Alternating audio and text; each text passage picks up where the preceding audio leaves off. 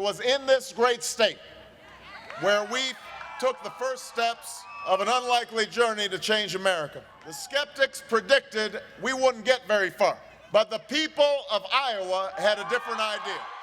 1 year after Barack Obama won the White House, piecing together a coalition of Democrats, independents, and even some Republicans, we decided to revisit the place where it all began, Iowa. We don't know how I will deal and my family will deal with the rigors of this campaign. We went to that first event that day in Cedar Rapids. That's when we signed volunteer cards. In the first political act of her life, Candy Schmieder became one of his biggest supporters, volunteering with her daughter day and night and seeing him speak 19 times. Today, she still believes in him. So it sounds like you sort of trust him on about everything. I do. I think things have gone very well in light of all that he's had to juggle. On election night last November, Candy's home county ended in a perfect tie. Remember how he told us the red, the blue, you know? One of the Republicans who switched parties and helped make that happen is now having second thoughts. I'm afraid I wasn't realistic. I really thought there would be immediate change. I really did. I thought this is the end of politics. He wants us to all be bipartisan as long as they agree with the Democrats. But that isn't bipartisan. It's led to a good-natured rift between her and her husband, a loyal Democrat. We didn't argue for one whole year. Really? When we were both for Obama. The political conversation inside the McGreevy home speaks to a larger point. The coalition that Mr. Obama built is showing at least some signs of fraying. When the campaigning is over and normal life resumes here, the reality of governing sets in. The president's advisors are watching closely for early indicators of next year's midterm elections. And, most importantly, when the president goes back on the campaign trail for himself. In Iowa, second thoughts are already emerging across the state. Kathy Schaefer is a Republican, but in 2007 she was thinking Democratic. I could, which is, don't show this to my husband. You know, I know. Well, we still get along.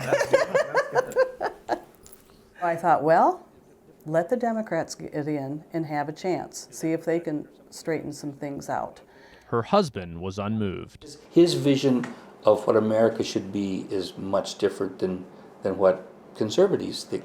On the issues, her views have not aligned with the president's. Domestically, I'm disappointed. I think there's just too many government programs. Foreign policy, I'm more of a dove than a hawk.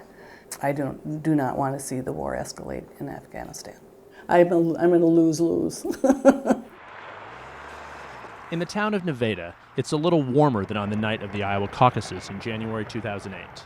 In one household, the questions are coming from the left side of the political spectrum. If there's going to be a change, it's going to be at the next caucus. Paul and Kathy Johnson are solid liberal Democrats. She ran the local caucus last time. All right, all in favor of me doing this, say aye. Aye. Mr. Obama wasn't their first, second, or even third choice that night. But now, the Johnsons are supporters, at least on most matters.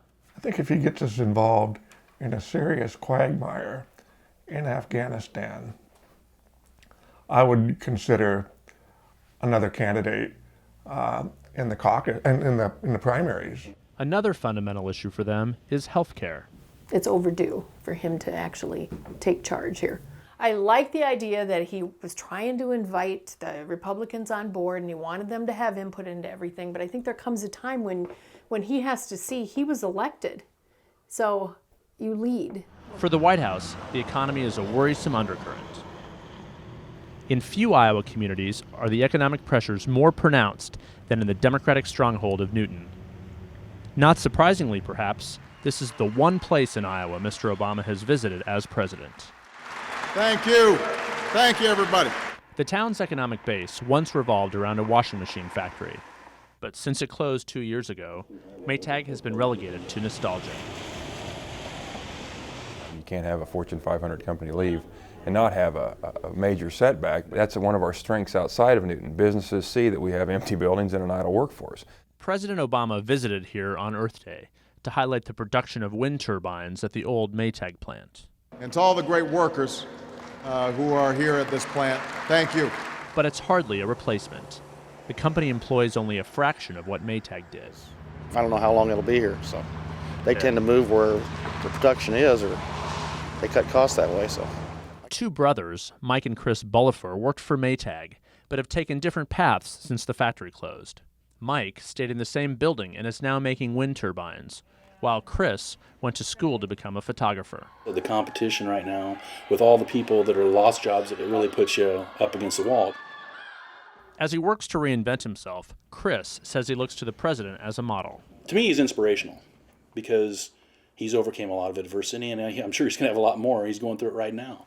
That he's trying to do something different. That's the key, is that being able to change, being willing to change, knowing you have to change, and embracing it. But Mike, who had a chance to meet Mr. Obama, seemed a little less impressed.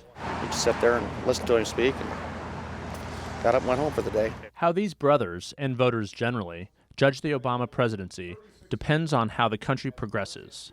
The next 3 months may provide a window for more accomplishments that could address some of the uneasiness.